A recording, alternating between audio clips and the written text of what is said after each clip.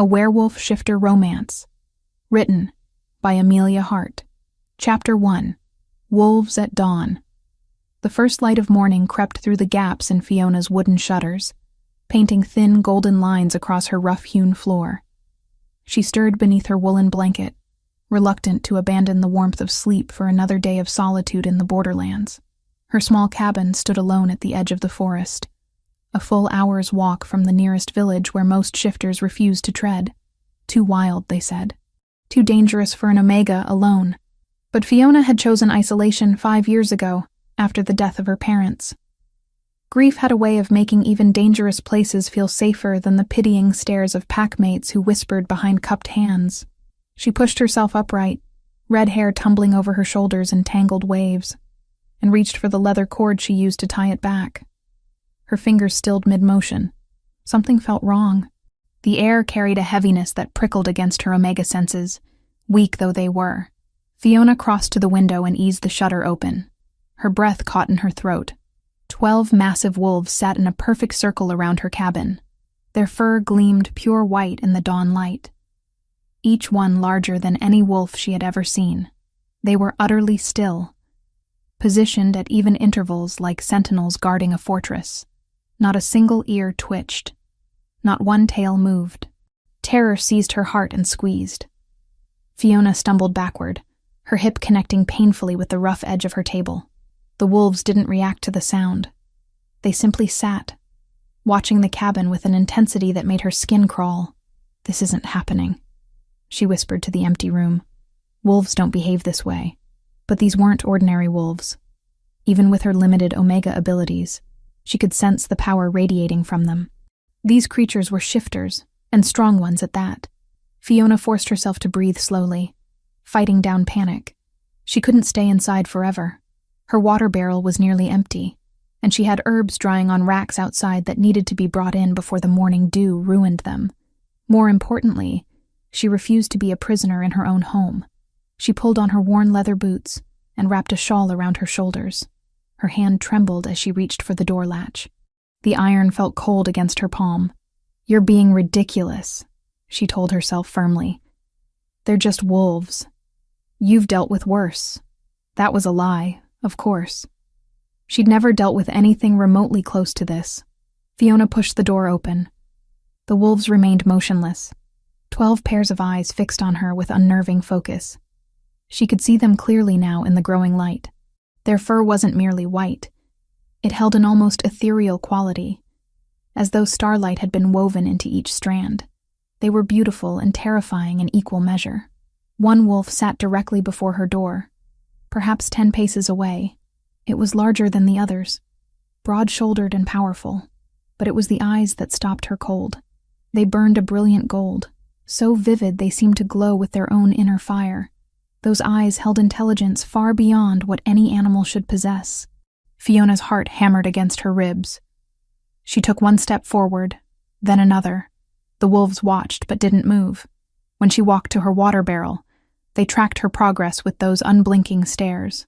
When she gathered her dried herbs, they remained sentinel still. "What do you want?" she asked, her voice barely above a whisper. The golden-eyed wolf tilted its massive head, as though considering her question. For a heartbeat, Fiona could have sworn she saw something achingly human in that gaze. Then it looked away, focusing once more on the forest beyond. She retreated into her cabin, bolting the door with shaking hands. Through the window, she watched the wolves settle into their positions, apparently content to wait. For what? She couldn't begin to guess. The day passed with agonizing slowness. Fiona tried to lose herself in her usual tasks, grinding herbs for healing salves, mending a torn dress, sorting through her meager supplies. But her attention kept drifting to the window, to those 12 white forms that never seemed to move. As dusk painted the sky in shades of purple and gold, Fiona's stomach growled. She'd been too anxious to eat all day. She forced down some bread and cheese, then prepared for bed, though she doubted sleep would come. It was full dark when she heard the first howl. Fiona bolted upright, pulse racing. The sound came again, closer this time. Not from her guardians, but from somewhere deeper in the forest. A responding snarl erupted from one of the white wolves, savage and threatening. She rushed to the window. The circle of white wolves had broken formation. They stood now in a defensive line between her cabin and the forest, bodies tensed for violence. Shadows moved between the trees, multiple shapes slinking toward her home. Rogues. She could smell them now. That distinctive taint of shifters who had abandoned their humanity for the beast within. One rogue burst from the tree line, a mangy gray creature with foam flecking its jaws. It didn't get far. The golden-eyed wolf launched itself forward with terrifying speed, jaws closing around the rogue's throat. The crack of bone was audible even through the cabin walls. More rogues emerged, at least 6 of them. They were smaller than the white wolves, less organized, but they fought with the desperation of the starving. The battle that followed was brutal and swift. Fiona pressed her hands against the glass, transfixed by the violence unfolding before her. The white wolves moved with deadly precision, each one protecting its section of the perimeter. They didn't fight as individuals, but as a coordinated unit, covering each other's vulnerabilities. The golden-eyed wolf fought at the center, larger and faster than its companions. It tore through rogues with savage efficiency, golden eyes blazing with fury. When the last rogue fell, throat torn open and twitching in the dirt, the white wolf lifted its head and released a howl that shook the very air. The other wolves joined in, their voices rising in a chorus of triumph and warning. The sound vibrated through Fiona's chest, stirring something primal deep inside her Omega nature. It should have frightened her. Instead, she felt oddly safe. The wolves reformed their circle, taking up their previous positions as though nothing had occurred. The golden-eyed one returned to its spot before her door, blood staining its white muzzle. It looked directly at her window, and Fiona could have sworn it nodded. "You're protecting me," she breathed, wonder replacing fear. But why? The wolf settled onto its haunches, patient and watchful. It offered no answers, only its silent vigil. That night, Fiona dreamed of golden eyes and strong hands, of a night 2 months past when the harvest festival had brought strangers to the village. She dreamed of a dark-haired man with a beard and a smile that made her forget to breathe. She dreamed of stolen hours in the forest, of whispered promises and desperate kisses. She dreamed of waking alone at dawn, the space beside her cold and empty. When morning came, the 12 white wolves still surrounded her cabin. They would remain there for days, then weeks, never leaving their posts except to hunt or drive away threats. And slowly, cautiously, Fiona would begin to feel something she hadn't experienced in 5 long years. She would begin to feel less alone. Chapter 2. Awakening. Within 2 weeks had passed since the white wolves arrived, and Fiona's world had narrowed to the space between her cabin and the circle of guardians that never left. She'd grown accustomed to their presence the way one grows accustomed to breathing.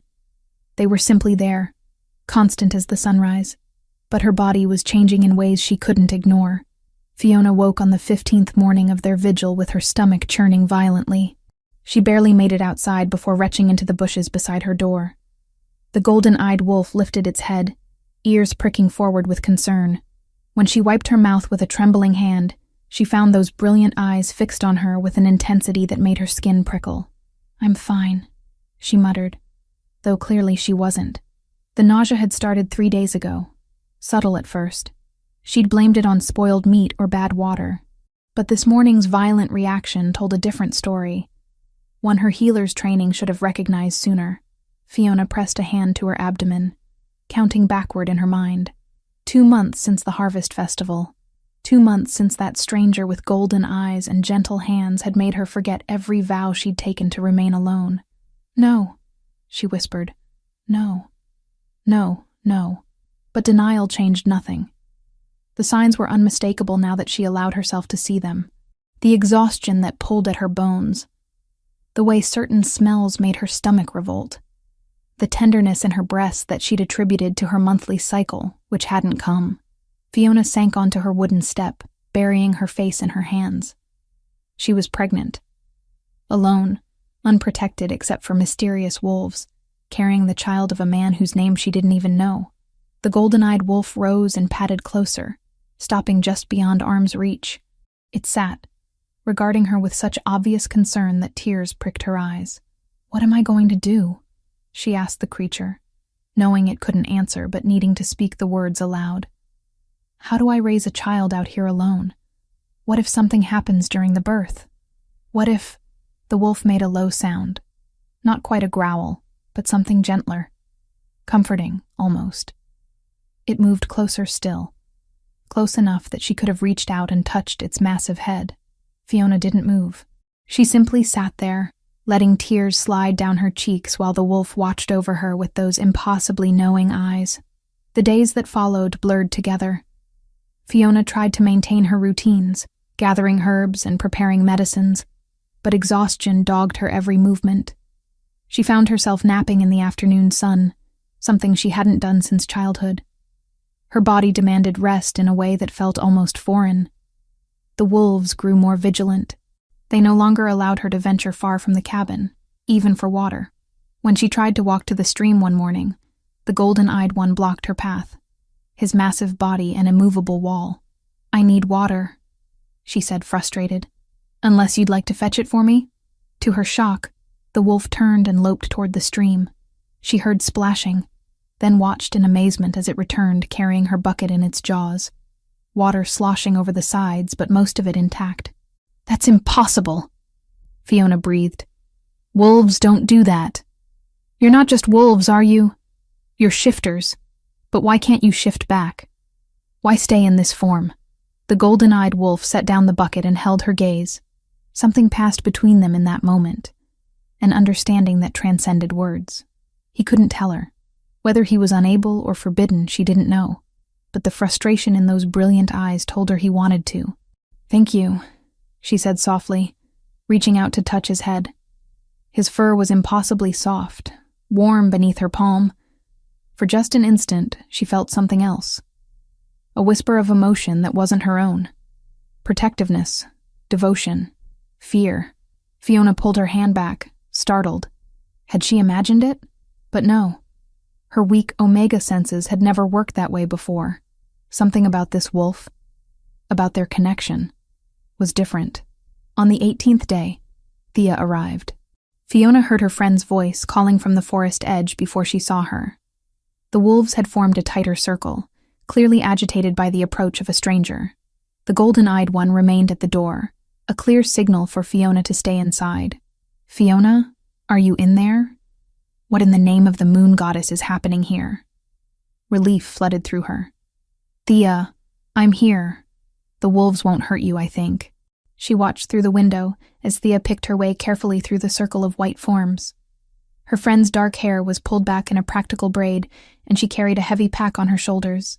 The wolves tracked her movement, but made no move to stop her. When Thea reached the door, she practically fell inside, dropping her pack with a thud. "Fiona Whitley, you have 12 massive wolves surrounding your cabin, and you greet me with, 'I think?'" Thea's green eyes were wide with a mixture of fear and exasperation. "What is going on? I honestly don't know. They appeared 2 weeks ago and haven't left." Thea moved to the window, peering out at the circle of guardians. "They're beautiful and terrifying. Are they shifters? I think so. But they won't shift back, at least not that I've seen." "Well, that's bizarre even by Borderland standards." Thea turned back to her, then froze. Her gaze sharpened, scanning Fiona's face with the intensity of someone who'd known her since childhood. "You look pale, and you've lost weight. Are you eating?" "When I can keep it down." Understanding dawned in Thea's expression. She crossed the room in 3 quick strides, taking Fiona's face in her hands. "How far along?" "About 10 weeks, I think." "From the Harvest Festival." "The stranger with the golden eyes?" Fiona nodded miserably. "I don't even know his name, Thea. He left before dawn, and I haven't seen him since. How am I supposed to do this alone?" "You're not alone." Thea pulled her into a fierce hug. "I'm here, and apparently you have an entire pack of oversized guard dogs who seem determined to protect you. Speaking of which, I brought supplies." The pack contained bread, cheese, dried meat, and fresh vegetables from the village. Thea also produced a small parcel wrapped in oilcloth. "Ginger root," she explained. "For the nausea." And I brought news from the village, though I'm not sure how helpful it'll be. Fiona's hand stilled on the vegetables. What kind of news? There are travelers passing through, asking questions. They're looking for someone, a woman, but they won't say who or why. It's strange, Fiona. The way they ask, it feels important. Official almost. Did they give any description? Not one that I heard. But people are talking. You know how villages are. Some think it's about the Alpha King. Fiona frowned. What about him? He's been missing for weeks, just vanished from the royal city without a word. The council is in an uproar, or so the traders say. Thea shrugged. Probably nothing to do with you, but I thought you should know. Strange things are happening. After Thea left, promising to return within the week, Fiona found herself staring at the golden-eyed wolf with new questions forming in her mind. The timing was too convenient. The wolves had arrived shortly after the Alpha King's disappearance. They protected her with a devotion that seemed excessive for a random Omega in the borderlands. What if these wolves were connected to the missing king? What if the stranger from the festival? No, that was impossible. She'd lain with a traveler, nothing more. The Alpha King wouldn't have reason to be at a harvest festival in a remote village. But those golden eyes haunted her dreams.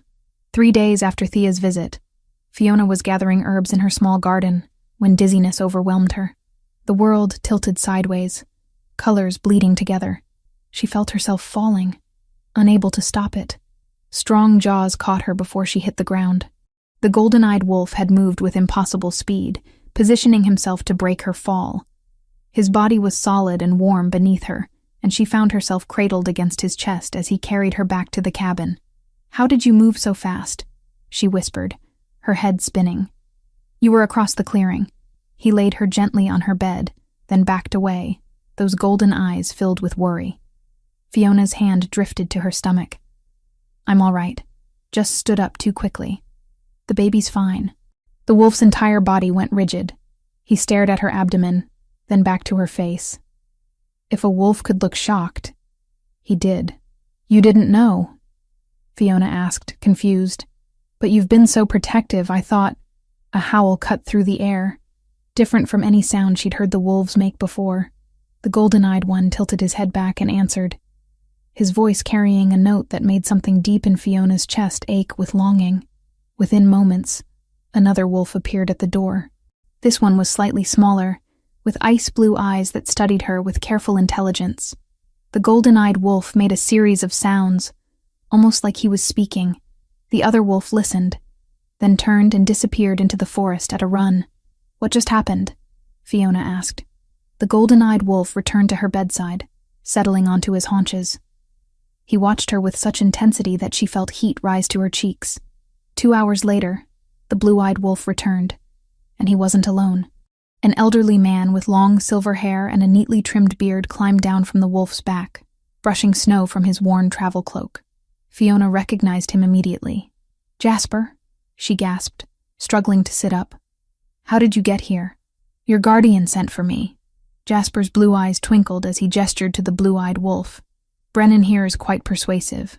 Now let's have a look at you, child. I hear you've been keeping secrets." Jasper had been her mentor when she trained as a healer, the one who'd taught her everything she knew about herbs and medicines.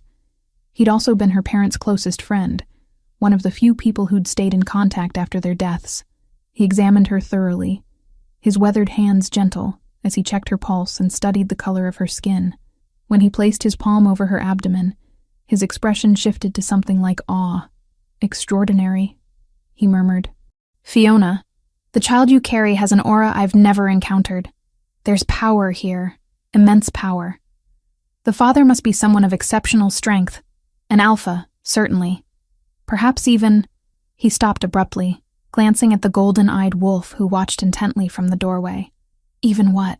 Fiona pressed. "Nothing. Speculation only." But Jasper's gaze lingered on the wolf before returning to her. "You're healthy, though you need to eat more. The baby is growing well, but faster than I'd expect. At this rate, you'll be showing within another week or 2. "Faster? What does that mean?"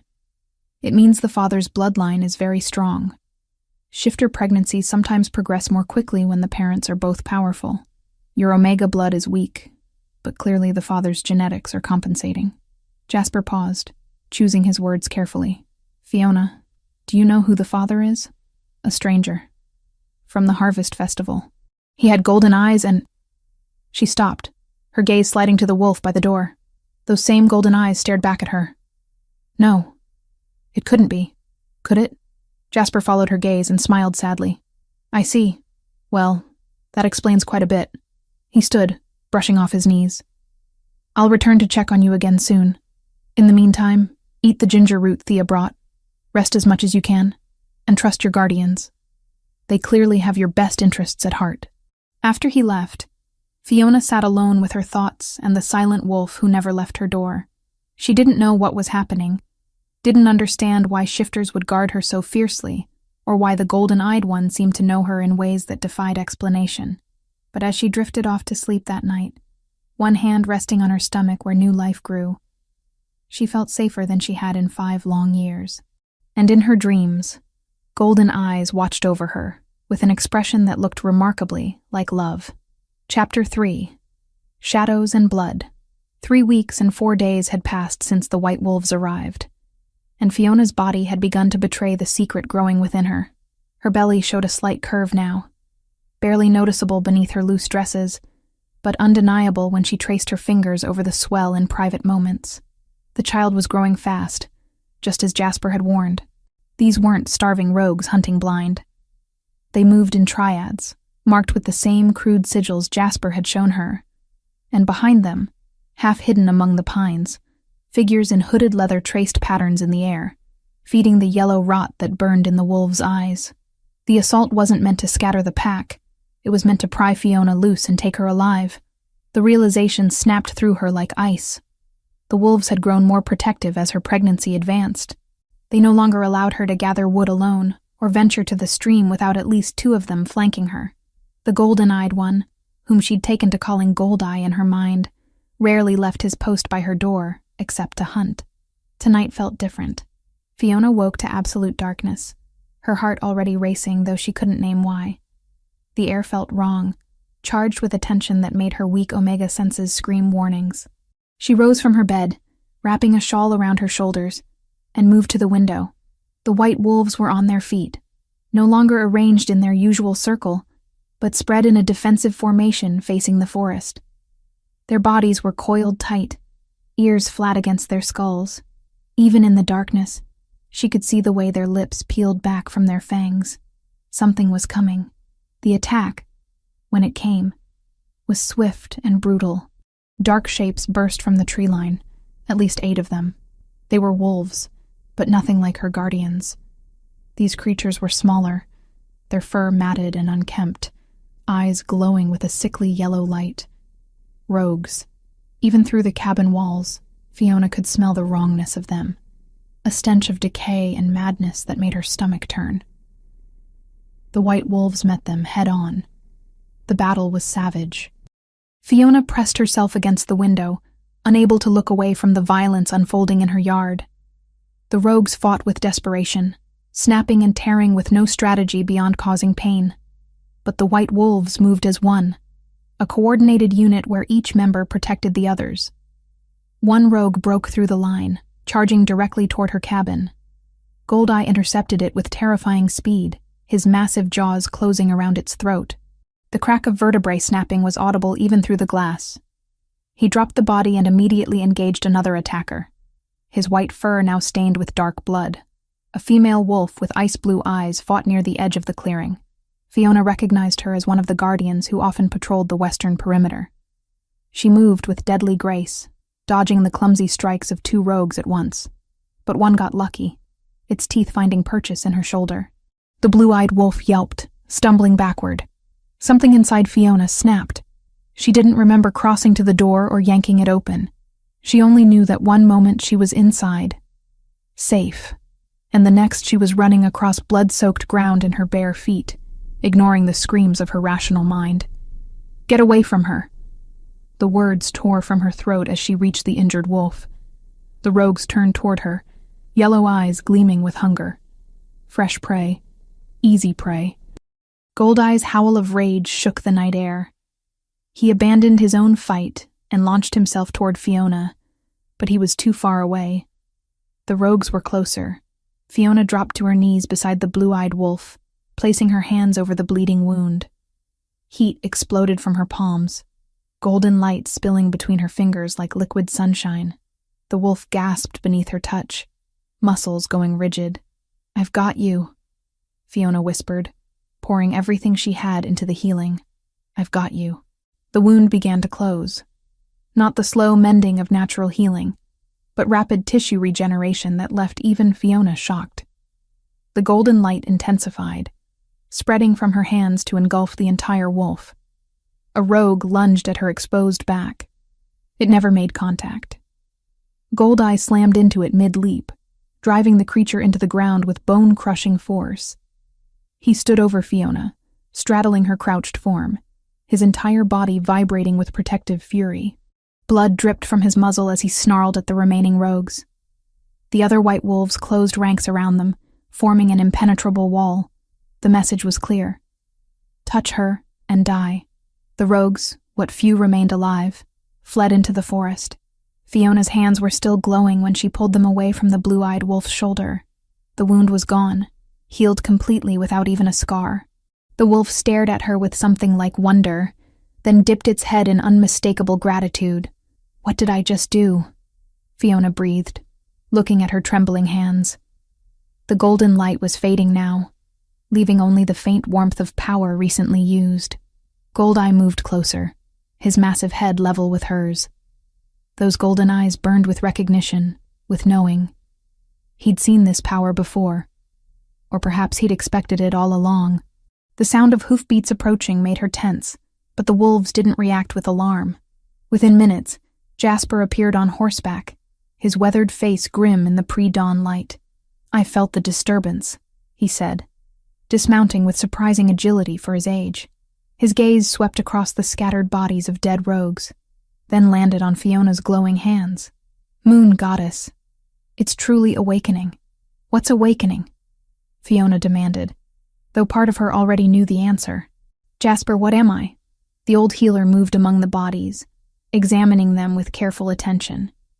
He stopped at one, pulling back the lips to reveal blackened gums and teeth stained with corruption. "These aren't ordinary rogues," Jasper said quietly. "Look here. These symbols carved into their flesh. I've seen these markings before, in texts about the royal court." Fiona moved closer, despite the revulsion churning in her stomach. Sure enough, crude symbols had been carved into the dead rogue's hide, still raw and weeping. Someone sent them, she realized, her blood running cold. Someone from the castle. Yes. And look closer at the corruption. Jasper's finger traced the air above the blackened gums. This is dark magic. Feitiçaria negra. It corrupts shifters from the inside out, turning them into mindless weapons. Only the rarest healers can combat such corruption, Fiona. Moonborn healers. The word hung in the air between them. "That's the second time you've said that word," Fiona said, her voice barely above a whisper. "Moonborn. What does it mean?" Jasper straightened, his blue eyes meeting hers with profound seriousness. "It means you're blessed by the moon goddess herself, born with healing abilities that go far beyond normal shifter capabilities. It's extraordinarily rare. Some believe moonborn healers appear only once in a generation, when the world needs them most." "My parents," Fiona said suddenly, pieces clicking into place. "You said they were exceptional healers. Were they?" "They were investigating corruption in the royal court when they died. Specifically, the use of forbidden magic by someone in a position of power." Jasper's expression was grave. "Your parents weren't killed by rogues in a random attack, Fiona. They were murdered, assassinated to silence them before they could expose whoever was using this corruption." The ground seemed to tilt beneath Fiona's feet. 5 years she'd believed her parents died in a tragic accident. 5 years of grief over a senseless loss. But it hadn't been senseless at all. They'd been heroes, trying to protect the kingdom, and they'd been killed for it. "Who?" The word came out as a snarl. "Who killed them?" "I don't know. But whoever it is has power in the royal court.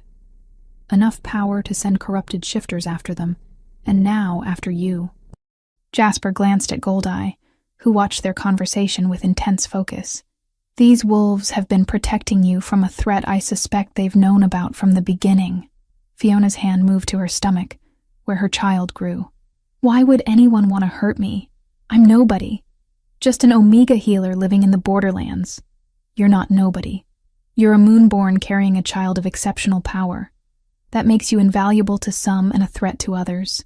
Jasper moved closer, placing a gentle hand on her shoulder. Your parents died trying to expose evil in the court. Someone clearly fears you'll follow in their footsteps. The blue-eyed wolf rose and padded over to Jasper, nudging his hand.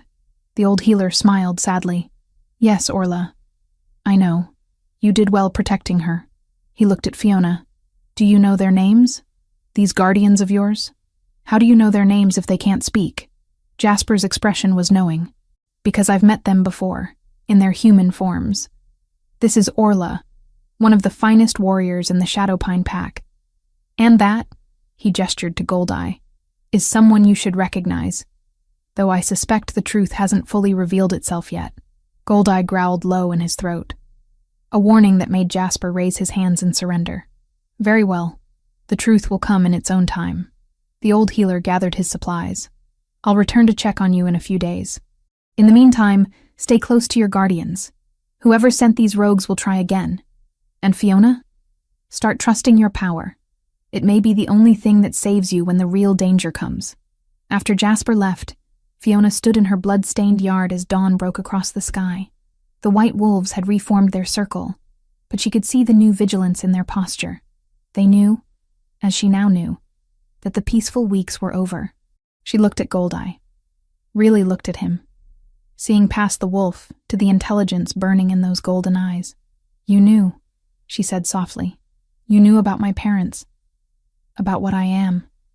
That's why you came, isn't it? The wolf held her gaze but offered no answers beyond the steady devotion she could feel radiating from him. Fiona returned to her cabin as the sun rose fully, painting the world in shades of gold. She cleaned the blood from her hands and changed into fresh clothes, her mind racing with revelations. Moonborn. Her parents murdered, dark magic in the royal court, and wolves who protected her with a dedication that suggested they knew far more than she did. She touched her stomach, feeling the flutter of life within. I don't know what's happening, she whispered to her unborn child. But I promise you, I'll find out the truth, for your grandparents, for us, for whatever future we're meant to have. Outside, 12 white wolves kept their vigil, guardians against the darkness closing in. Chapter 4. Between two forms. 5 weeks had passed since the white wolves arrived, and Fiona's world had become something she no longer recognized. Her body betrayed the secret growing within her more each day. The curve of her belly was unmistakable now, pressing against the fabric of her dresses in a way that made denial impossible. She was showing far more than she should at 3.5 months. But it wasn't just her changing body that unnerved her. It was the connection. Fiona woke one morning to emotions that weren't her own flooding through her consciousness. Worry. Fierce protectiveness. An ache so profound it made her chest tight. She sat up in bed, pressing a hand to her heart, trying to understand where these feelings originated. Through the window, she could see Goldeye in his usual position by her door. His golden eyes were already fixed on her cabin, as though he'd sensed the moment she stirred. When their gazes met, the emotions intensified.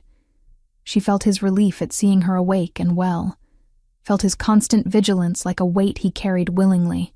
What's happening to me? She whispered to the empty room. The connection had been growing stronger for days now. She'd catch glimpses of thoughts that weren't hers, fragments of feelings that belonged to the golden-eyed wolf. At first, she'd dismissed it as imagination, stress from the pregnancy and the constant threat hanging over her. But this morning, the truth was undeniable. They were bonded somehow. She, a weak Omega who'd never experienced a mate connection, could feel this wolf as clearly as she felt her own heartbeat. Fiona dressed carefully, her movements slow as exhaustion pulled at her limbs. The baby demanded so much energy, growing at a pace that should have been impossible. She'd taken to napping twice a day, something that would have embarrassed her before, but now felt necessary for survival. When she stepped outside, Goldeye rose immediately. He moved closer than usual, close enough that she could have reached out and buried her fingers in his thick fur. His nostrils flared as he scented her, and she felt his concern spike through their connection. "I'm all right," she said softly.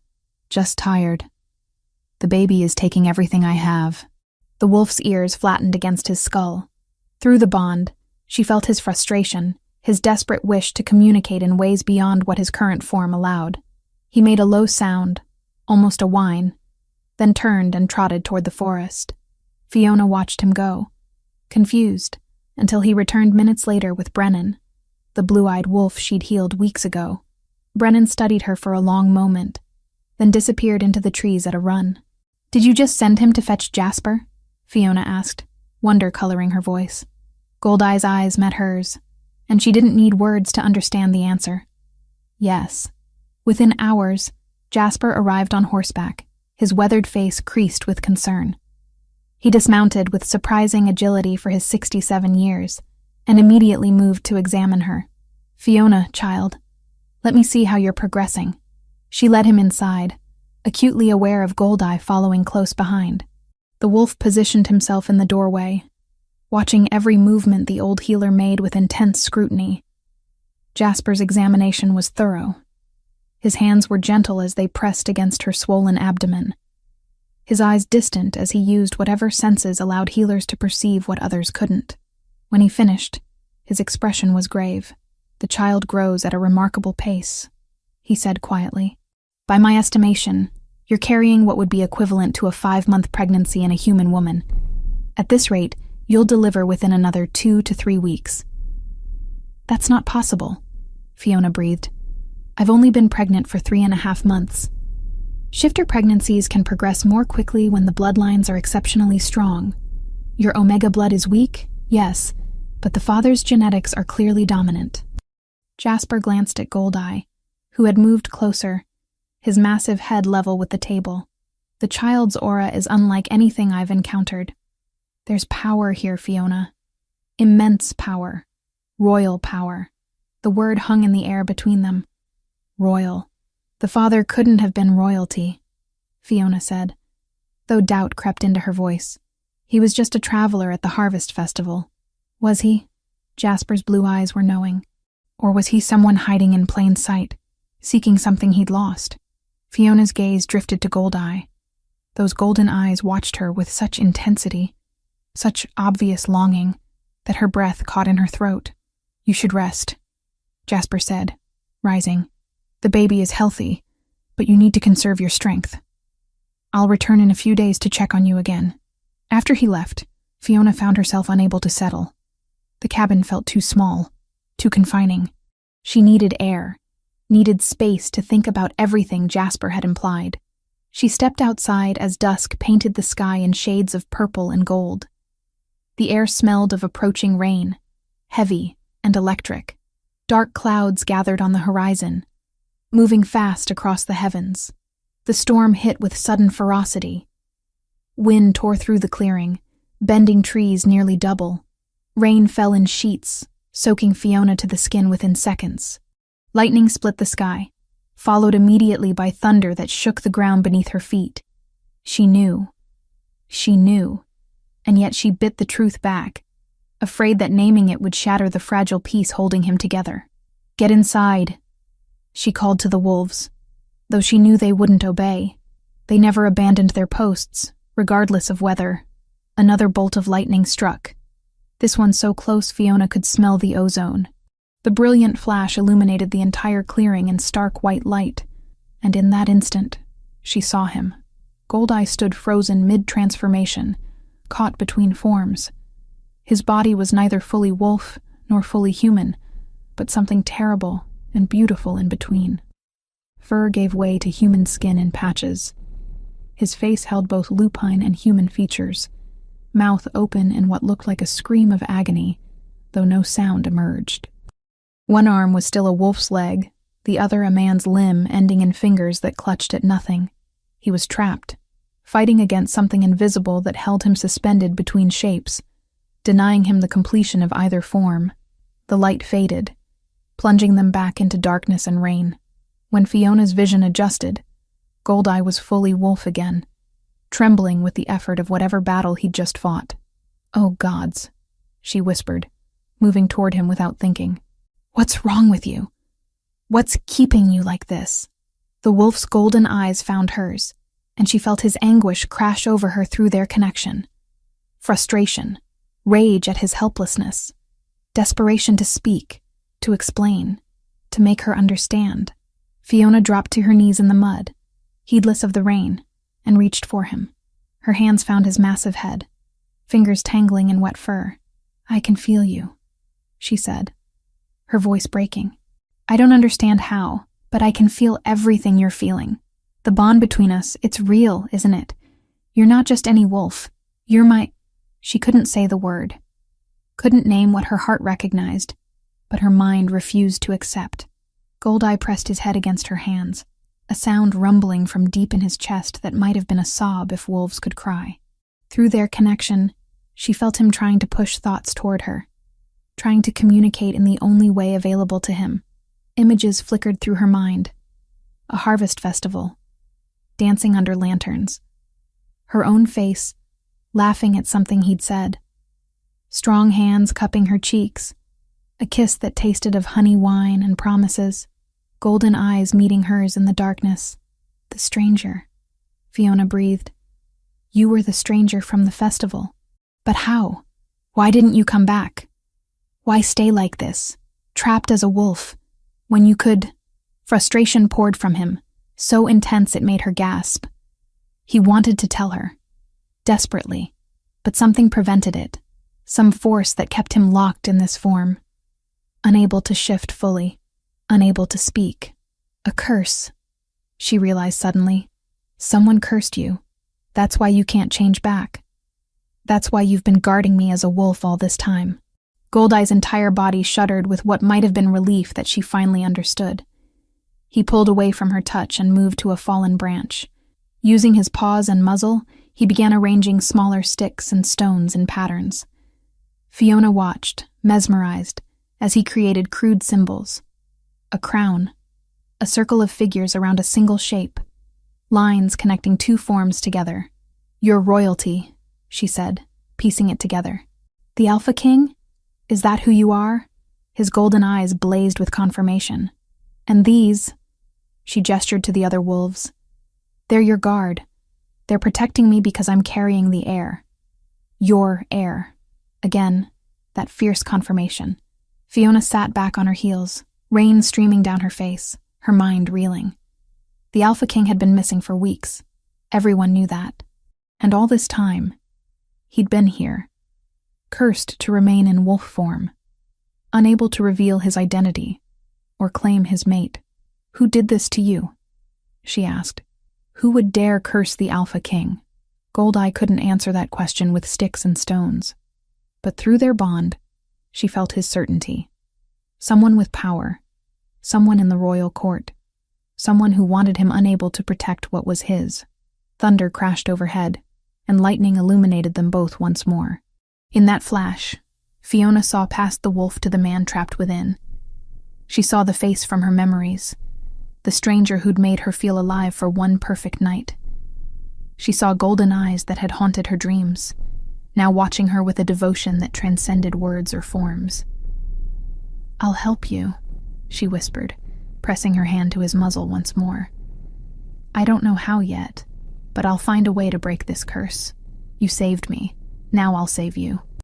The wolf pressed into her touch, and through their connection, she felt something new. Hope. For the first time since the curse had been cast, he felt genuine hope. As the storm raged around them, Fiona and the Alpha King sat together in the rain, connected by threads of fate and magic, and a child that grew between them. She didn't know what challenges lay ahead, didn't know how to break a curse strong enough to bind the most powerful shifter in the kingdom. But she knew one thing with absolute certainty. She wasn't alone anymore, and neither was he. The bond between them pulsed with warmth despite the cold rain, a promise of something neither could name, but both desperately wanted. When she finally retreated to her cabin, Goldeye returned to his post by her door, but everything had changed. They both felt it. The connection between them was no longer just protection or duty, or even simple attraction. It was becoming something deeper, something that neither curse nor conspiracy could fully contain, something that might be strong enough to save them both. Chapter 5. Breaking the Chains. 6 weeks had passed since the white wolves arrived, and Fiona's body bore the unmistakable evidence of the life growing within her. Her belly was round and prominent now, the equivalent of what would be 5 months in a human pregnancy according to Jasper's estimates. The child seemed to pulse with energy, especially when Goldeye was near. The morning started like any other. Fiona was grinding herbs for a healing salve when she heard hoofbeats approaching fast. The wolves immediately went on alert, forming a tighter circle around her cabin. But they didn't attack when a young man on horseback burst through the tree line, his face pale with panic. "Miss Whitley," he gasped, nearly falling from his horse. "It's Thea. There was an attack at the tavern. She's hurt badly. She's asking for you. Please, you have to come now." Fiona's heart seized in her chest. How badly hurt? I don't know. There was so much blood. The village healer says she needs someone with stronger abilities. The messenger's eyes were desperate. "She keeps calling your name." Goldeye moved to block Fiona's path to the door, a clear signal that leaving was dangerous. Through their bond, she felt his concern, his certainty that this was a trap. "I have to go," Fiona said firmly, meeting those golden eyes. "She's my closest friend. If there's any chance I can help her, I have to try." The wolf held her gaze for a long moment, an entire conversation passing between them through the connection they shared. Finally, he stepped aside, but his body language screamed reluctance. Within minutes, all 12 wolves surrounded Fiona as she prepared for the journey. Brennan brought her travel cloak in his jaws. Orla positioned herself at Fiona's left side, ready to support her if needed. The formation was tight, protective, prepared for battle. "We'll move quickly," Fiona told them, knowing they understood every word. "Thea needs me." The journey through the forest should have taken an hour at a normal pace. The wolves pushed for speed, but not so fast that Fiona couldn't keep up in her condition. She moved as quickly as her pregnant body allowed, one hand pressed to her swollen belly, the other gripping Orla's thick fur for balance when the terrain grew rough. They were halfway to the village when the attack came. Shifters burst from the undergrowth on all sides, at least 20 of them. These weren't rogues like the ones before. These were organized, coordinated, their movements showing military training. And all of them bore the same corruption Jasper had identified weeks ago, their eyes glowing with sickly yellow light, dark symbols carved into their flesh. "It's a trap," Fiona cried. But the white wolves were already moving. The battle erupted with savage intensity. The white wolves fought with desperate fury, but they were outnumbered nearly 2-1. Fiona watched in horror as Brennan took a vicious bite to his shoulder. Orla went down under the weight of 2 attackers. The circle around Fiona was collapsing. Goldeye fought like a demon possessed, his jaws tearing through enemies with terrifying efficiency. But even he couldn't be everywhere at once. A corrupted shifter broke through the defensive line, charging straight for Fiona. She stumbled backward, her foot catching on a root. The world tilted as she fell, landing hard on her side. Pain exploded through her abdomen, sharp and overwhelming. Contractions. She was having contractions. "No," she gasped, curling around her belly protectively. "Not now, please, not now." The corrupted shifter loomed over her, teeth bared, ready to strike. Goldeye's howl of rage split the air, but he was too far away. He'd never reach her in time. Terror gave way to fury. Fiona thought of her unborn child, of the wolves who'd protected her for 6 weeks, of Goldeye who'd loved her silently from the shadows. She thought of her parents, murdered for trying to stop this very corruption, and something inside her snapped. "Get away from us!" The words tore from her throat as golden light exploded from her hands. The power that erupted from Fiona was unlike anything she'd summoned before. It wasn't a gentle healing warmth, but a blaze of pure energy that radiated outward in waves. The corrupted shifter attacking her simply disintegrated, reduced to ash before it could scream. The light spread like wildfire, touching every corrupted creature in the clearing. They shrieked as the golden radiance consumed them. burning away the dark magic that had twisted their bodies and minds. Some fell to the ground, freed from the corruption, but too damaged to survive. Others fled into the forest, howling with pain and confusion, but Fiona barely noticed. All her focus had narrowed to the wolf before her. Goldeye had fought his way to her side, positioning himself between her and any remaining threats. Blood stained his white fur. Exhaustion pulled at his powerful frame. But those golden eyes blazed with fierce determination. She reached for him, her hands still glowing with residual power. The moment her fingers touched his muzzle, she felt it. The bond between them, the connection that had been growing stronger every day, suddenly crystallized into something absolute and undeniable. "You're mine," she whispered, the words coming from someplace deeper than conscious thought. "My mate, my king. I see you, Edric Thornval. I claim you as mine." The recognition wasn't just intellectual anymore. It was soul-deep, a truth her entire being accepted and embraced. She knew him, had always known him, even when she didn't understand why.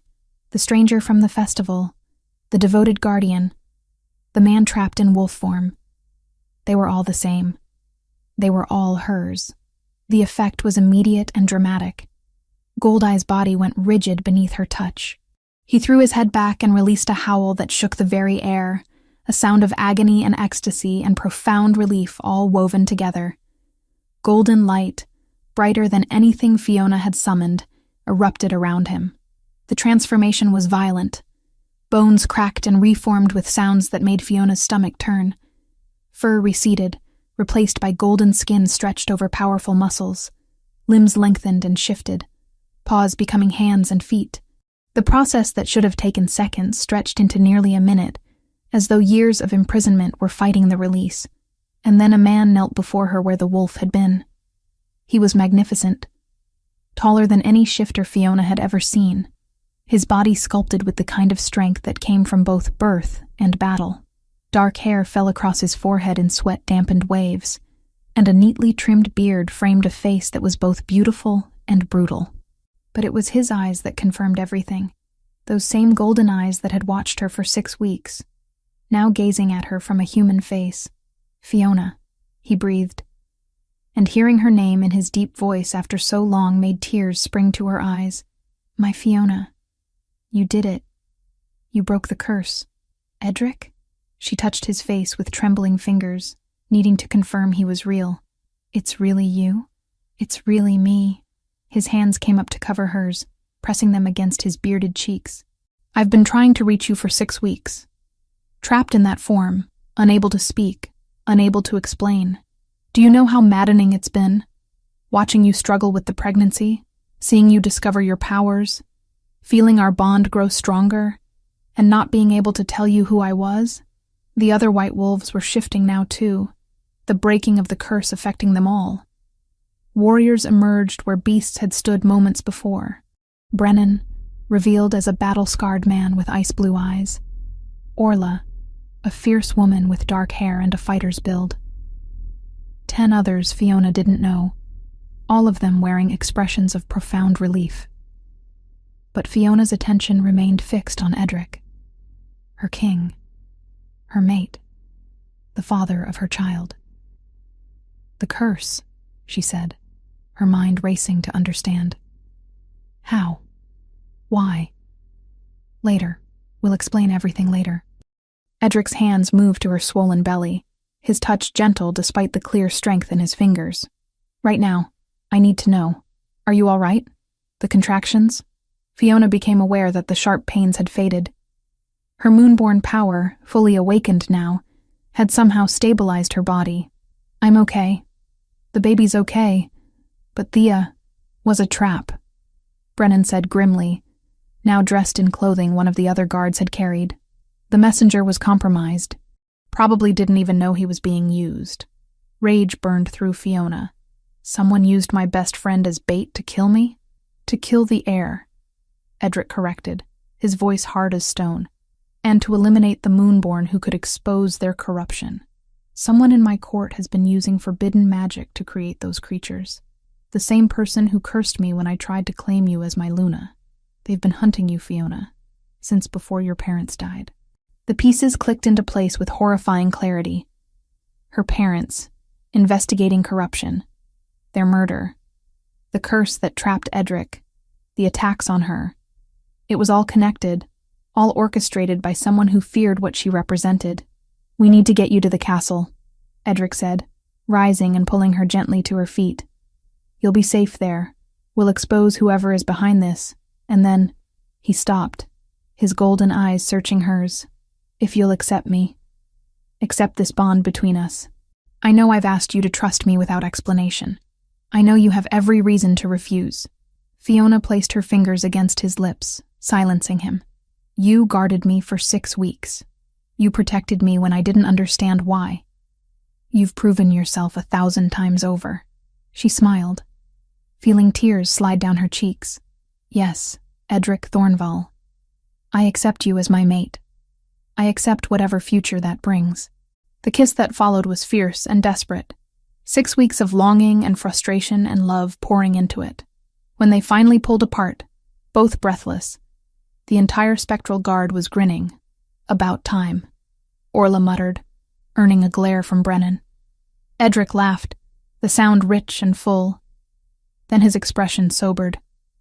"We ride for Thornval Castle, and whoever has been orchestrating this conspiracy is about to learn what happens when they threaten the Alpha King's mate and heir." As the spectral guard prepared for the journey, Fiona allowed herself one moment to marvel at how completely her life had transformed.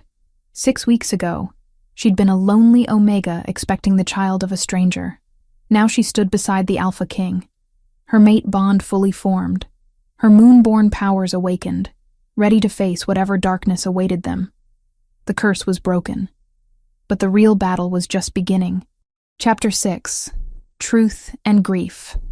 The forest clearing felt different now that the curse was broken. Edric stood before Fiona in his human form for the first time in 6 weeks, surrounded by his spectral guard who were rapidly dressing in clothing they'd kept stored in hidden caches throughout the territory.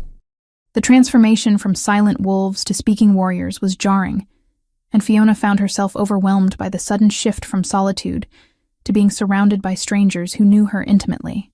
"Luna Queen," Brennan said formally, dropping to one knee before her. His ice-blue eyes held respect, and something that looked remarkably like affection. "It's an honor to finally address you properly. I am Brennan, second commander of the Spectral Guard." Orla followed suit, her fierce features softening as she knelt. "Orla, first blade of the Guard. You healed me when I fell. I owe you my life, my queen." One by one, the other guards introduced themselves, each kneeling in formal acknowledgement of her status. Fiona's head spun with names and titles, her hand instinctively moving to her swollen belly as though to ground herself in something real. "Please," she said, her voice shaking. "I'm not a queen. I'm just Fiona." "You're my mate," Edric said firmly, his hand finding hers. "Which makes you Luna Queen of Valdoria. These warriors have protected you for 6 weeks, Fiona. They know exactly who you are." She looked at their faces, seeing the truth of his words reflected back at her. These weren't strangers. They were the wolves who'd hunted for her when food ran low, who'd stood vigil through storms, who'd fought rogues and corrupted shifters to keep her safe. She knew them, even if she'd never heard them speak until now. "We need to move," Brennan said, rising. "That attack was coordinated. Whoever sent those creatures knows where we are. We should reach the castle before they can mount another assault." "Wait." Fiona's voice cut through the preparations. "Someone tell me what's happening. All of it. No more secrets. No more half-truths. I deserve to know why my parents were murdered and why someone wants me dead." Edric's jaw tightened, but he nodded. "You're right. Come. We'll talk as we move to safer ground." They traveled to a rocky outcropping that overlooked the valley, defensible and with clear sight lines in all directions. The Spectral Guard positioned themselves as sentries, while Edric guided Fiona to a flat stone where she could sit. Her legs were trembling from exhaustion and the aftermath of unleashing so much power.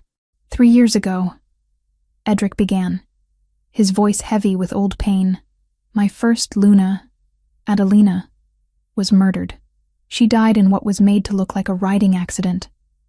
But I knew the truth. Someone in my court had orchestrated her death. She'd discovered evidence of forbidden magic being used, corruption spreading through the kingdom. She was investigating when they killed her. Fiona's breath caught. Like my parents. Yes. Your parents were exceptional healers who noticed the same corruption Adelina did. They were gathering evidence, preparing to bring it before the royal council, when they were killed. The attack on them was made to look like rogues, but it was assassination. Edric's golden eyes blazed with barely contained fury. For 3 years, I've been trying to find who was responsible. I couldn't trust anyone in the court. The conspirator had to be someone with significant power and access. But then you met me at the Harvest Festival? Fiona said quietly. Edric's expression softened, his hand moving to cup her cheek. I went to that festival to escape the court politics for one night. To be just a man, not a king. And then I saw you dancing under the lanterns, laughing with your friend. You were so alive, so genuine. When our eyes met, I felt the mate bond snap into place with such force it nearly drove me to my knees. I felt something too, Fiona admitted. I thought it was just attraction, but it was more than that, wasn't it? Much more. The mate bond is sacred, Fiona. It's chosen by the moon goddess herself. I knew immediately that you were meant to be my Luna. His voice grew bitter. I planned to return the next day, to properly court you, to explain who I was and ask if you'd accept the bond. But when I got back to the castle and announced my intention to the council, everything went wrong. Brennan stepped closer, his expression grim. Von Corwin objected immediately. He claimed it was too soon after Adelina's death, that the kingdom needed stability, that taking an unknown Omega as Luna would cause political problems. But the king insisted. That's when the curse was cast. Vaughn, Fiona repeated, the name burning like acid on her tongue. He's the one who killed my parents? We believe so. Edric confirmed. The curse that trapped me was ancient magic, forbidden for centuries. Only someone with deep knowledge of dark sorcery could have wielded it. Vaughn has that knowledge. He's been using it to corrupt shifters, turning them into weapons. Your parents discovered this.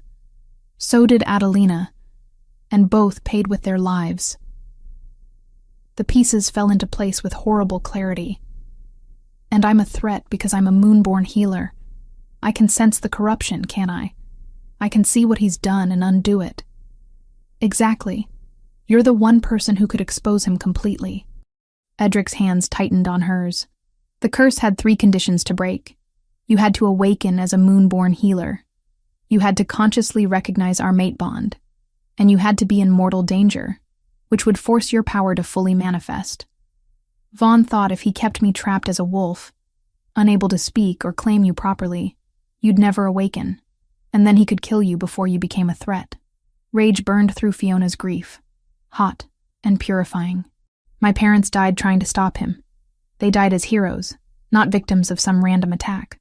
They died protecting the kingdom, Brennan said gently. And they died protecting you. Vaughn knows about the Whitley bloodline, knows that moonborn abilities run in your family. He wanted you dead before you could follow in their footsteps. Tears streamed down Fiona's face, but they weren't tears of weakness. They were tears of fury and pride, and profound loss finally understood. For 5 years, she'd believed her parents' deaths were meaningless. Now she knew they'd sacrificed everything to fight evil. Edric pulled her into his arms, and she sobbed against his chest, finally allowing herself to grieve properly.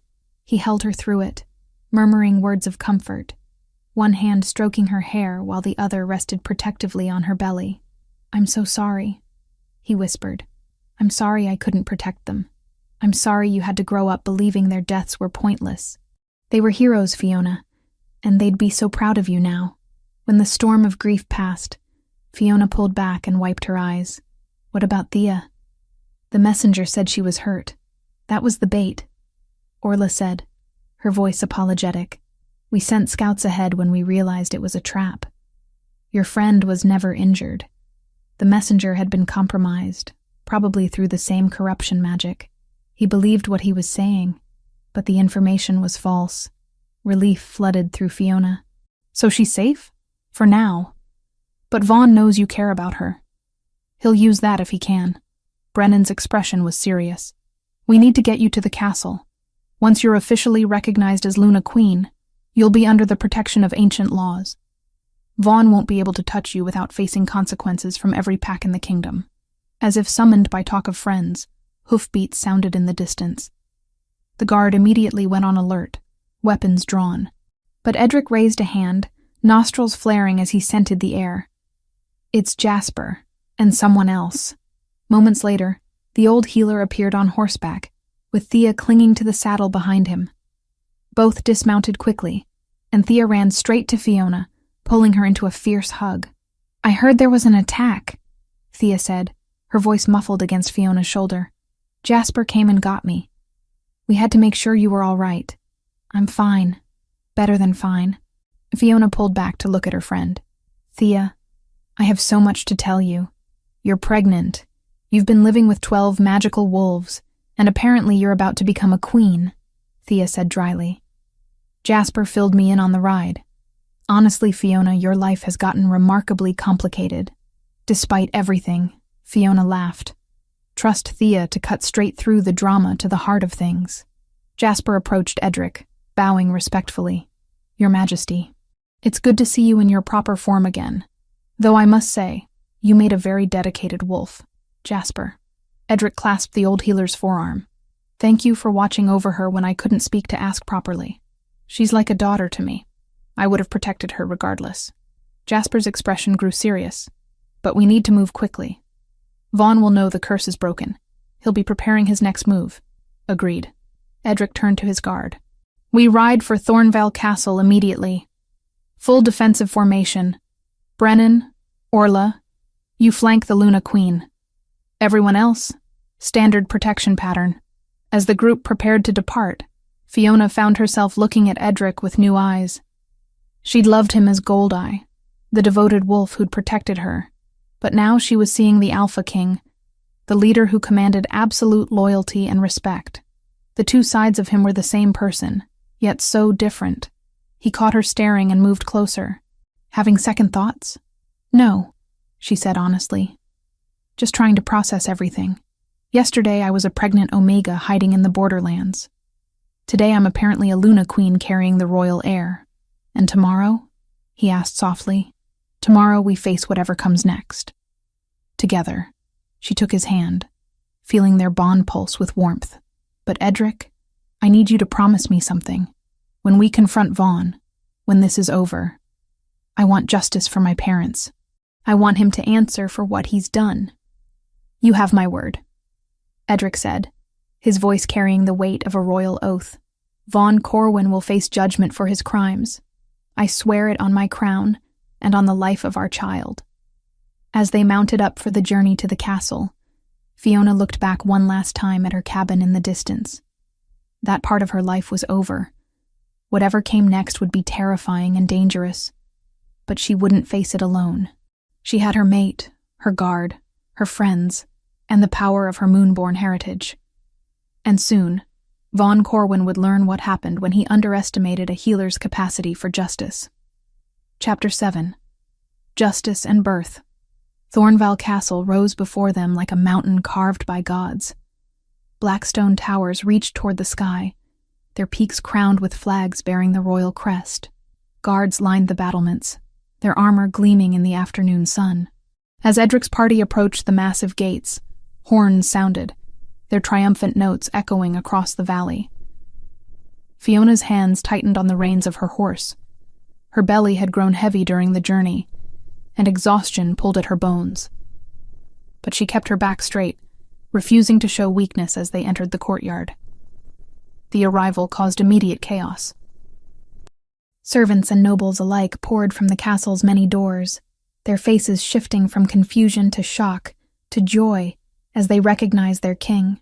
Edric had been missing for 6 weeks. His return should have been cause for celebration, but celebration quickly gave way to tension when Edric dismounted and pulled Fiona from her horse with obvious tenderness, his hand protective on her swollen belly. The king has returned with a mate, someone whispered, the word spreading through the crowd like wildfire. She's pregnant. with the air. Brennan and the spectral guard formed a tight circle around Fiona, their presence making it clear that anyone who wished to approach would have to go through them first. Orla moved to Fiona's side, her fierce expression daring anyone to speak against their Luna Queen. "Summon the council," Edric commanded, his voice carrying the absolute authority of kingship. "Emergency session. Now."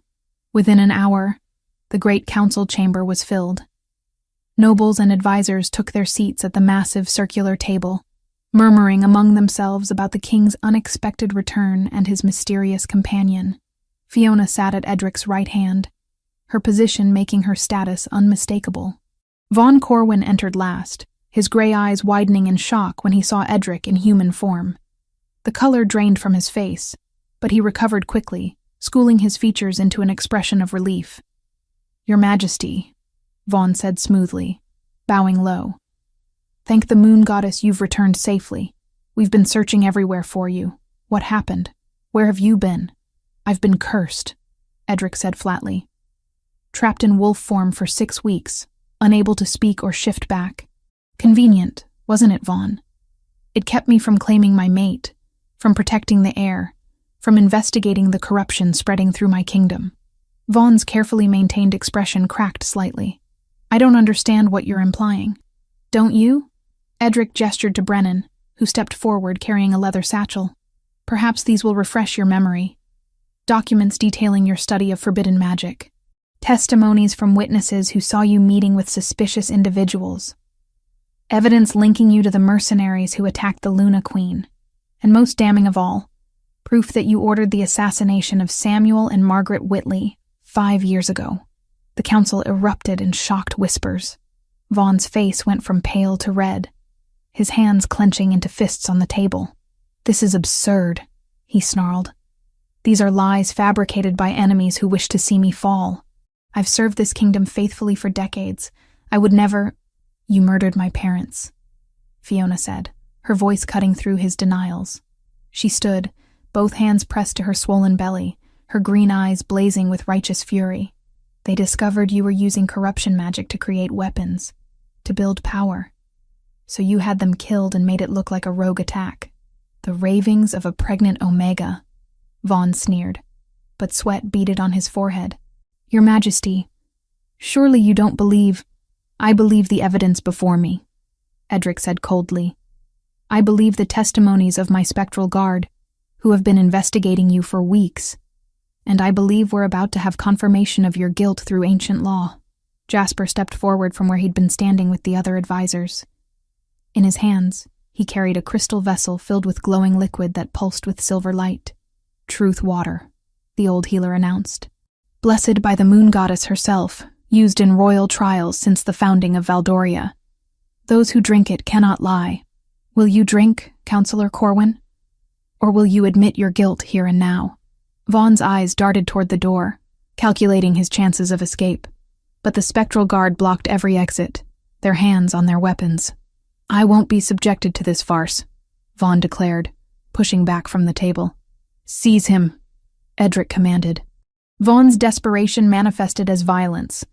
He shifted mid-leap, his wolf form bursting through his clothing as he lunged for the nearest exit. But Brennan was faster. The second commander's tackle brought Von crashing to the floor, and within moments, the traitor was pinned beneath the combined weight of 3 guards. "Force him to drink," Edric ordered, his voice devoid of mercy. They held Von's jaws open while Jasper poured the truth water down his throat. The effect was immediate. His body went rigid, silver light spreading through his veins like liquid fire. When he shifted back to human form, his eyes were unfocused, his mouth moving without conscious control. "Did you curse the Alpha King?" Edric demanded. "Yes." The word was torn from Von's lips against his will. "Yes, I cursed you. I couldn't let you claim another Luna. Not when I was so close to having my nephew installed as heir. Did you murder Adelina Thornvell, my first Luna?" "Yes. She discovered my research into forbidden magic. She would have exposed me. Did you order the assassination of Samuel and Margaret Whitley?" "Yes. They were investigating the same corruption. They had to die before they could present evidence to you. Did you send corrupted shifters to kill Fiona Whitley and the child she carries?" "Yes." multiple times. The moonborn healer and the royal heir both had to die. My nephew would have been next in line for the throne. The council chamber fell into stunned silence. Even those who had suspected Vaughn's treachery looked shaken by the breadth of his crimes. "Vaughn Corwin," Edric said, his voice ringing with royal authority. "By your own confession, you are guilty of high treason, murder of a Luna Queen, conspiracy to murder a second Luna Queen, and the royal heir, use of forbidden magic, and crimes against the kingdom of Valdoria. The penalty is death." Vaughn's eyes cleared as the truth water's effect faded. His face twisted with rage. "You think this changes anything? My supporters remain. The corruption I've seeded throughout the kingdom won't disappear with my death. You've won this battle, nephew, but the war—" Pain exploded through Fiona's abdomen, cutting off whatever threat Vaughn had been about to make. She gasped, doubling over as her belly contracted with brutal force. This wasn't the false contractions from before. This was real labor, and it was happening now. "Fiona!" Edric was at her side instantly, catching her before she fell. "No, not now. It's too soon." "The stress," Jasper said, rushing forward. "The confrontation, the emotional toll. Her body can't handle it. We need to get her to the birthing chamber immediately." Edric swept Fiona into his arms, moving with supernatural speed through the castle's corridors. The spectral guard followed, abandoning Vaughn to the other nobles to deal with. Nothing mattered now except getting Fiona somewhere safe. The royal birthing chamber was a spacious room with a massive bed and every medical supply a healer could need. Edric laid Fiona down gently, his hands shaking as another contraction racked her body. "I'm here," he murmured, brushing sweat-dampened hair from her forehead. "I'm not leaving you." "Actually," Jasper said quietly, "you must." Edric's head snapped toward the old healer, his eyes blazing gold. "What did you say?" "During a moonborn's first birth, her power becomes volatile. It reacts to protect the mother and child, but alpha power in close proximity can trigger a dangerous response. Hemorrhaging. Power explosions that could harm both mother and child. It's not tradition, Your Majesty. It's biology. If you stay, you could kill them both." Fiona saw the devastation in Edric's face, felt his anguish through their bond. "Go," she gasped between contractions. "Our baby needs you to go. I can't leave you in pain." "You can, and you will." She squeezed his hand with all her strength. "Trust me to do this. Trust Jasper and the healers. I'll bring our child into this world, Edric. But you have to let me." With visible effort, Edric released her hand and stepped back. "I'll be right outside the door. If anything goes wrong, it won't," Fiona said with more confidence than she felt.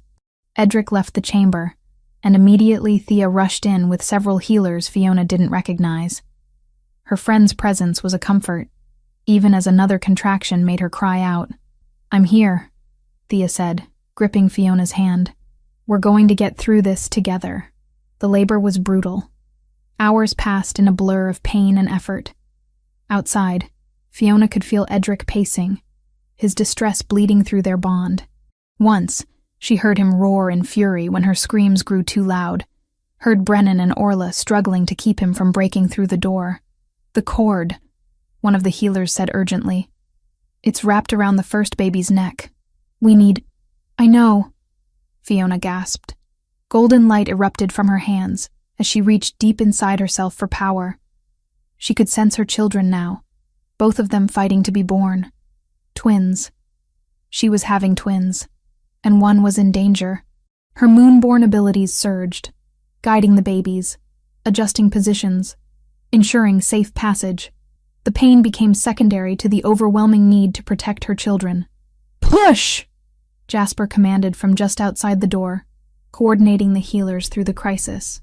Fiona pushed, pouring everything she had into bringing her children into the world. And finally, blessedly, she heard the most beautiful sound in creation. A baby's cry.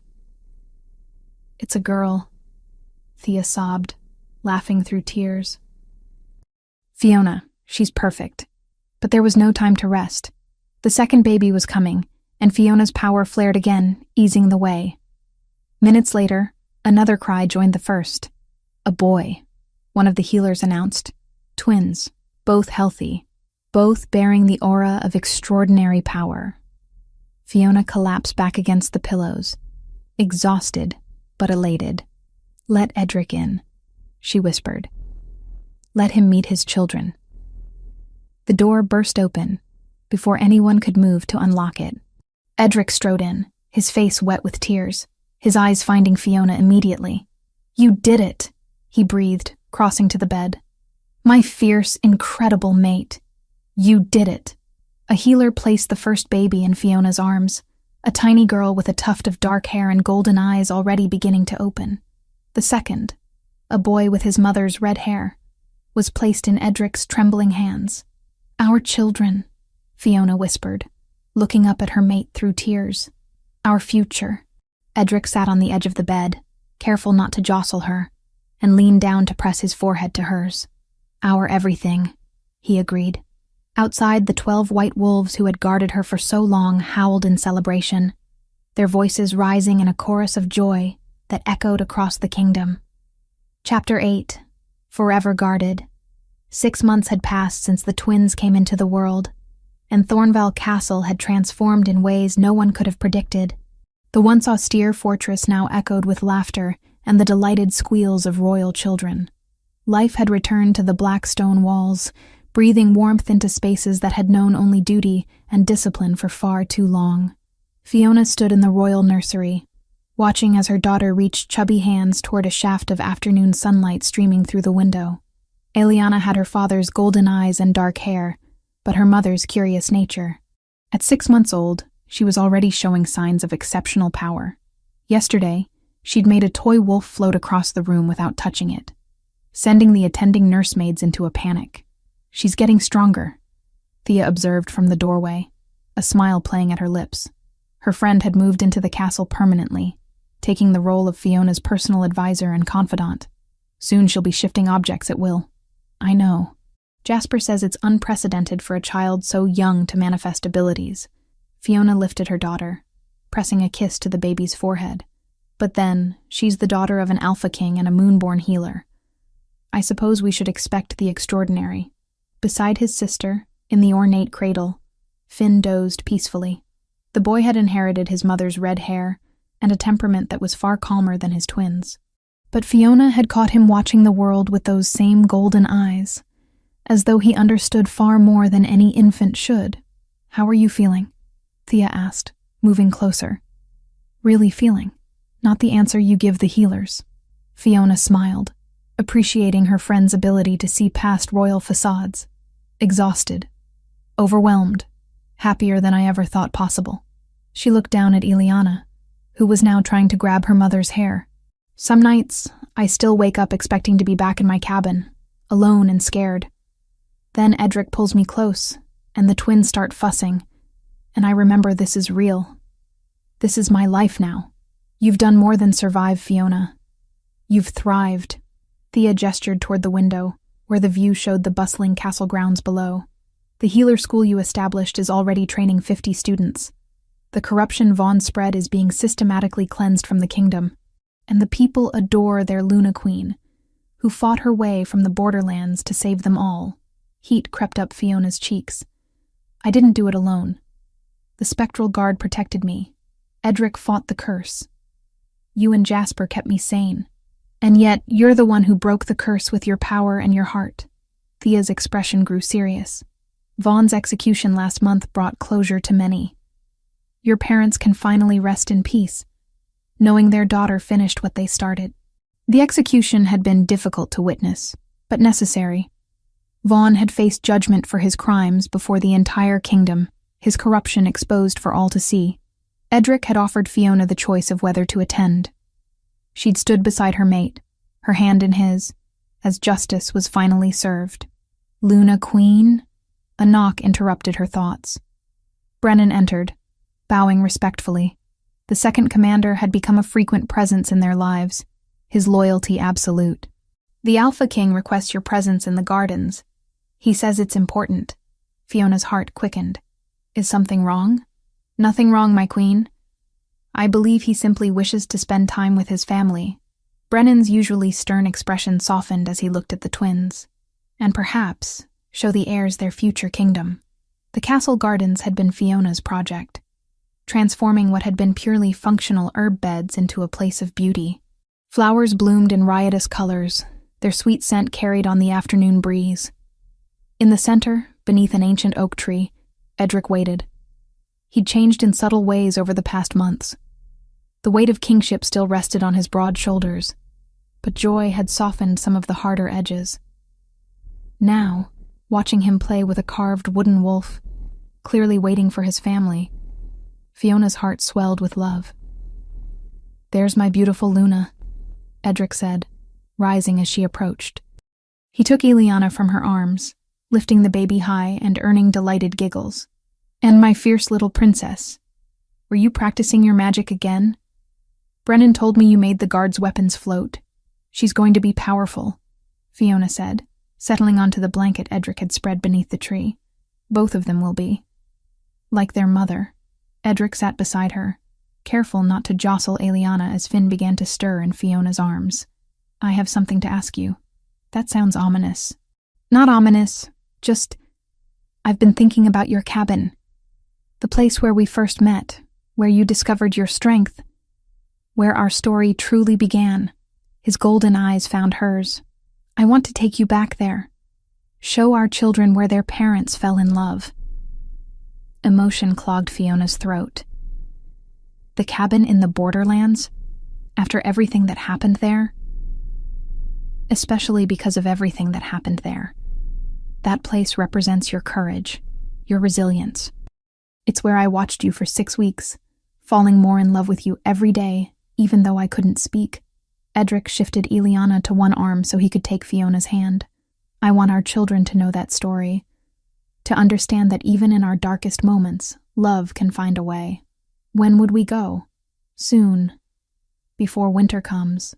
He smiled, that rare, genuine expression that transformed his stern features. "We'll bring the spectral guard, of course. Some habits are hard to break." As if summoned by the mention, Orla appeared at the garden entrance, followed by the rest of the guard. They'd been given leave to resume normal duties, but they still gravitated toward Fiona and the twins. Protecting the royal family had become their purpose, their pride. "Permission to approach, your majesties?" Orla asked formally, though her eyes sparkled with barely contained excitement. "Granted," Edric said, amusement coloring his voice, "though you know you don't need to ask." The spectral guard gathered around the blanket, 12 warriors who had protected Fiona when she was just a frightened Omega. Now they knelt before her as Luna Queen. But the bonds forged during those weeks remained strong.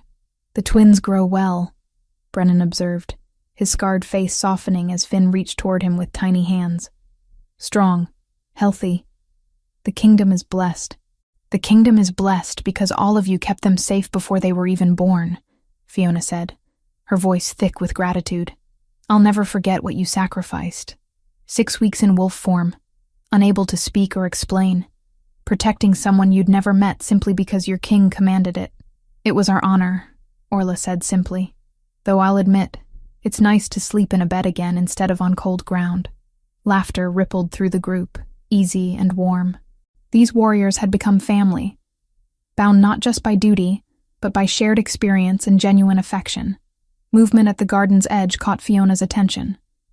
Jasper approached slowly, his weathered face creased with satisfaction. Behind him, a young woman carried scrolls and books. "Forgive the interruption, your majesties," the old healer said, bowing, "but I thought you'd want to see the latest enrollment numbers for the school." "How many?" Fiona asked eagerly.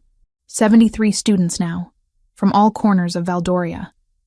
We're teaching them not just healing, but how to recognize and cleanse corruption." Jasper's blue eyes gleamed with pride. "Your parents would be so proud, Fiona. The Whitley legacy of healing continues through you, stronger than ever." Tears pricked her eyes. The school, built in her parents' memory, had become her greatest achievement beyond her children. Every student who learned to heal, who dedicated themselves to helping others, honored Samuel and Margaret Whitley's sacrifice. "Thank you, Jasper, for everything, for training me, for watching over me, for being the grandfather my children need." The old healer's eyes grew suspiciously bright. "The honor is mine, child." As the sun began its descent toward the horizon, painting the sky in shades of amber and rose, the royal family remained in the gardens. The spectral guard shifted to wolf form one by one, unable to resist playing with the twins who squealed with delight at the massive white creatures. Ileana grabbed fistfuls of Brennan's fur, giggling as he gently licked her chubby hands.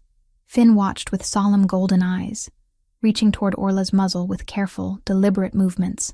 "They're not afraid," Edric observed, wonder in his voice. Most children would be terrified of wolves so large. "They know these wolves kept them safe," Fiona said, leaning against her mate's solid warmth. "Even in the womb, they felt your protection. All of you." Below, in the castle courtyard, she could see servants and nobles going about their evening routines.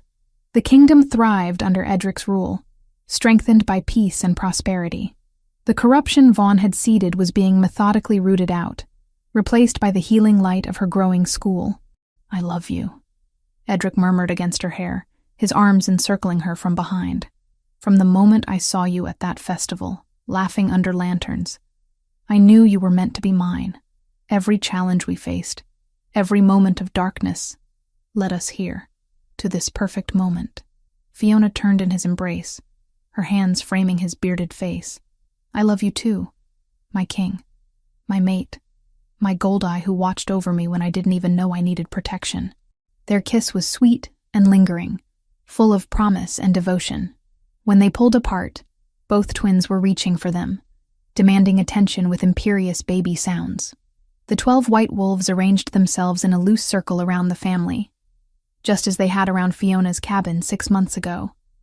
Eternal guardians, devoted protectors, family in every way that mattered.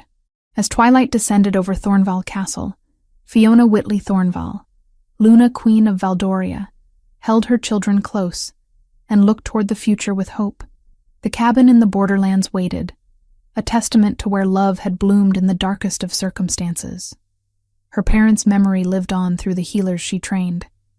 And here, surrounded by those who loved her most, she'd finally found where she belonged.